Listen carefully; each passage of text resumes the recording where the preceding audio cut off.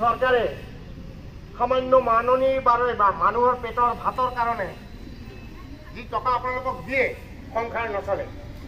বঙালী কৃষক সভা আছে, আমাৰ গণতান্ত্ৰিক মহিলা সমিতি আছে, আমি একেলগে আপোনালোকৰ যিটো দাবী সেই দাবী যদি নামানে আমি একেলগে আন্দোলন চলাই যাম। সেইখিনি কৈ মোৰ বক্তব্য ইয়াতে সামৰিছোঁ।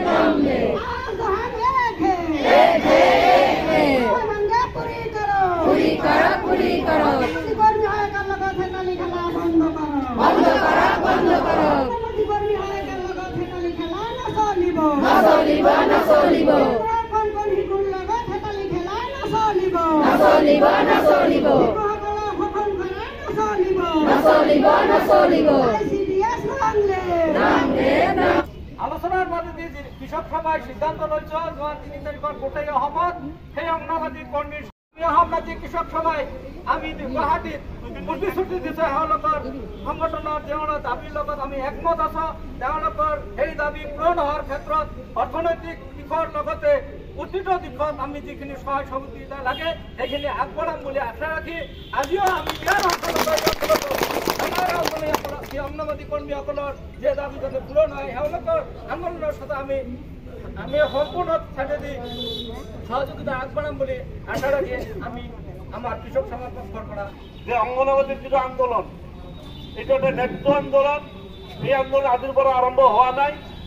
ইয়াৰ আগত যিহেতু আপোনালোকে 7 দিন এটা কৰ্মবিৰতি লৈছে, সেই সময়ত আমি লক্ষ্য কৰিছোঁ যে আপোনালোকক সঞ্চালকে মাতি লৈ বিভিন্ন এটা প্ৰস্তাৱ লৈ বাজেটত অংগনবাদীৰ কাৰণে একো তেতিয়ালৈকে সি যদিও মাতিল সঞ্চালকৰ মাজেৰে তথাপি আমি বাৰ্তা আহিছিলোঁ যে তাত কিবা এটা হ'ব।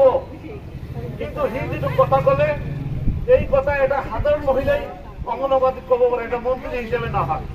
এটা মন্ত্ৰীৰ মুখত তেনেকুৱা ভাষা আহিব নালাগে। হয়তো সময় দিয়ক, কিন্তু সি সময় নহয়। সি একেবাৰে কৈ দিলে যে 2 বছৰৰ ভিতৰত আমি একো কৰিব নোৱাৰো। এইটো এটা কেনেকুৱা এটা অৱস্থা হৈছে আমাৰ অসম চৰকাৰৰ যে ঋণ কৰি কৰি সেই চৰকাৰটো চলাই আছে। এটা সাধাৰণ মহিলা যদি এতিয়ালৈকে মুখ্যমন্ত্ৰীৰ বাচিনি সেই দেশখন চলাব পাৰিব। এনেকুৱা নিৰ্লজ্জ চৰকাৰ এটা, যি চৰকাৰে গোটেই দিন চিন্তা কৰে পুঁজিপতি কেনেকৈ আমি সহায় কৰিব পাৰো। আঁচনি আমাৰ অংগনবাদীবিলাক ইমান কাম কৰি আছে, সেইটো কাৰণে একো নাই, কিন্তু নতুন নতুন আঁচনি কৰি আছে। এইটো কি কাৰণে কৰি আছে? পূৰ্ববৰ্তী বক্তাই কৈ গৈছে যে অহা এই 2 মাহ বা 1 মাহৰ ভিতৰতে নিৰ্বাচন হ'ব। যিহেতু যিকোনো প্ৰকাৰে হওক যিহেতু মানে ক্ষমতাখিনি লাগে।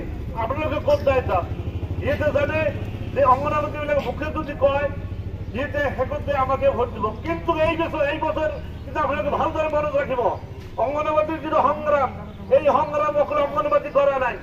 আমাক CIDৰ যিটো নিৰ্দেশ, সেই নিৰ্দেশ হিচাপে আমি খালি আপোনালোকক আজি প্ৰথম আৰম্ভ কৰিছোঁ।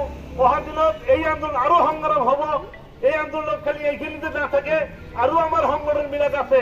আমি আজি গোটাই সংগঠন বিলাকে হাতে হারাই আমি অহদিনত খবরের যদি আপনাদের সহযোগিতা করে আমি সহযোগিতা করি ব্যাপক আন্দোলন গোটাই